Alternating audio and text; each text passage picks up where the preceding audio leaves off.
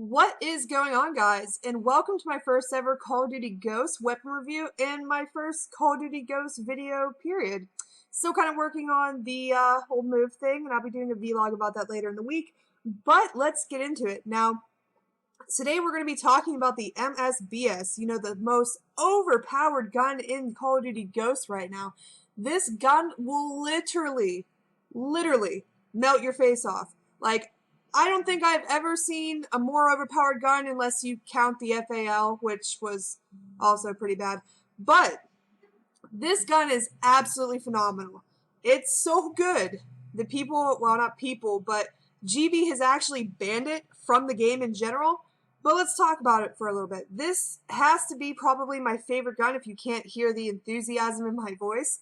But it's very similar to the M8A1 from Black Ops 2, except for it's completely like if the M8A1 ate a handful of Molly and steroids altogether, which I don't support drugs, throwing that out there. But this gun is absolutely phenomenal. Now, it has a 55-20 damage, meaning 55 damage up close, which I can outgun someone with a Vector up close. Because literally, I think I have a couple clips in this video. But literally, if I'm point blank and I hip fire and even hit you with 2 bullets, you're done. Like, this gun, oh my god. I need to go FAP or something. Just kidding. But this gun is absolutely phenomenal. If you can actually deal with 3-round burst weapons, and by the way, do not put the fully automatic attachment on it, awful. It destroys the gun. Anyway, now the gun starts out with 30 rounds, 45 if you have extended mags. I don't really particularly like extended mags on this gun. I think there's better attachments for it to make it a little bit more overpowered. If you can make things overpowered squared, that's what we're gonna call it.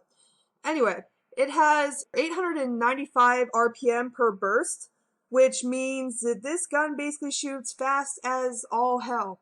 It's like not as fast as if you would throw rapid fire on a gun, but it's still pretty good. You got to think the Scorpion in Black Ops 2 shot at like 900, I think. So, yeah, put that in your head. Now, when it comes to the gun and what I'm using in this gameplay, I have to have a reflex set on this. As I said before, just like the M8, when it comes to burst fire weapons, you want to make sure that you have a sight on it. You want to make sure that you can absolutely hit your shots, because even though it's a 3-round burst and it's a very overpowered 3-round burst, if you miss your shots and someone has an automatic weapon, especially in Call of Duty Ghosts where you drop like a goddamn fly in this game, if you don't have your shots on point, you're not going to win the gunfight. It's kind of rough. So, I personally like the red dot sight. If you guys like the thermal or the ACOG or anything like that, that's personal preference. Do whatever you want to do. If you like the iron sight, good for you. You can save yourself an attachment. But I personally love the reflex on this. It really makes my shots just completely on point. Now, when it comes to the second attachment that I like to use on this gun, I highly recommend the muzzle brake. It's basically what long barrel was in Black Ops 2. And if I'm referencing Black Ops 2 too much, just warn me, guys. I like to kind of think of this game in terminology of Black Ops 2 so I can kind of get an idea and memorize what exactly is going on. But I highly recommend muzzle brake. Now, why? Because a lot of people are going to be like, oh, it's an assault rifle. It already has enough range. You really don't need to put more range on it. But it doesn't give you more weapon damage. I will throw that out there. A lot of people think that it's weapon damage.